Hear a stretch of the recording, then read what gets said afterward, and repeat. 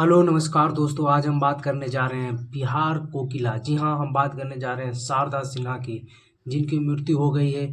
बिहार की लोक गायिका, फेमस खास करके छठ पूजा के लिए ही काफ़ी प्रसिद्ध गायिका थी। और बिहार के अलग अलग पारंपरिक गीत हो, चाहे मुंडन हो, शादी कार्यक्रम हो, छठ पूजा हो, या फिर अन्य कोई त्यौहार हो, या अन्य प्रकार के हिंदू धर्मावली के कोई भी कार्यक्रम हो, उनके लिए अलग अलग तरह के गीतों से अपने शुरू से बिहार और पूर्वांचल के राज्यों में राज करने वाली शारदा सिन्हा, और भारत के अन्य क्षेत्रों में भी अन्य लोग भी उनकी सुरीली आवाज़ के दीवाना थे। क्योंकि शारदा सिन्हा सिर्फ बिहार के ही नहीं, बल्कि भोजपुरी भाषा जहाँ भी सुना जाता है, गाया जाता है, उन सभी क्षेत्रों में शारदा सिन्हा के गीतों को वर्चस्व था। और खास करके छठ पूजा के समय तो उनके गीतों का ही बवाही था। हमेशा उनके गीतों से ही छठ पूजा की शुरुआत और छठ पूजा का अंत भी होता है। क्योंकि आप जानते हैं कि शारदा सिन्हा के जो स्वर है, वो छठ पूजा के गीतों के लिए तो काफ़ी ही सुरीला ही है।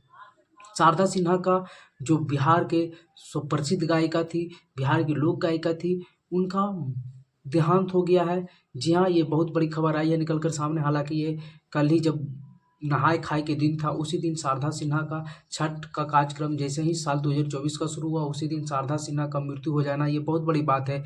छठी मैया के गोद में जाने की खबर आ रही है उनकी, मतलब कि उनसे रिलेट किया जा रहा है।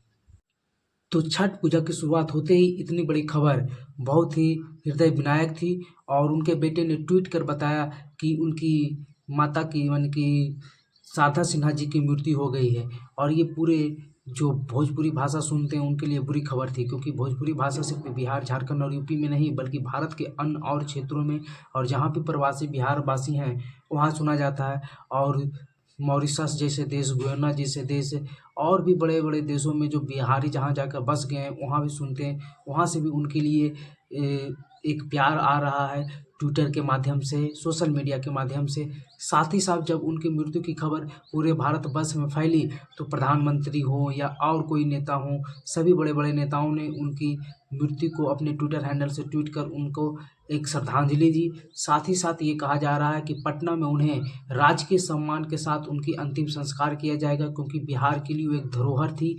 और उनके गीतों से काचे ही बाँस के बसुरिया जैसे गीत छठ पूजा का एक चिन्ह बन गया है। जैसे ही काच ही बाज के बसुरिया बजता है कि सभी लोग समझ जाते हैं कि ये बिहार के महापर्व छठ पूजा से रिलेटेड गीत है। और ये धुन इतना भयानक है, इतना सुरीला है, इतना अच्छा है कि लोग इसे बार-बार सुनकर हमेशा जब भी सुनते हैं ताज़गी की मौजूदगी होती है। और हमेशा लगता है कि ये कोई नया गाना आ गया है। और उनके मुंडन गीत भी और शादी विवाह के भी गीत इसी प्रकार से काफ़ी फ़ेमस थे। तो आगे जैसे ही और नई कुछ खबर आती है शारदा सिन्हा से जुड़ी हुई, और शारदा सिन्हा को जब पटना में राजकीय सम्मान दिया जाएगा तो कितनी भीड़ होगी, क्या प्रशासन की व्यवस्था होगी। बिहार सरकार इसके लिए तत्पर है। उन्हें भारत सरकार के द्वारा भी, राष्ट्रपति के द्वारा भी कई बार पद्म भूषण और राष्ट्रपति पुरस्कार भी मिल चुके हैं। गायकी के क्षेत्र में वो बहुत ही बड़ी नाम थी बिहार और भारत में भी। और उनके गीतों को लेकर हिंदी फ़िल्मों में तक उन्होंने गीत गाया था।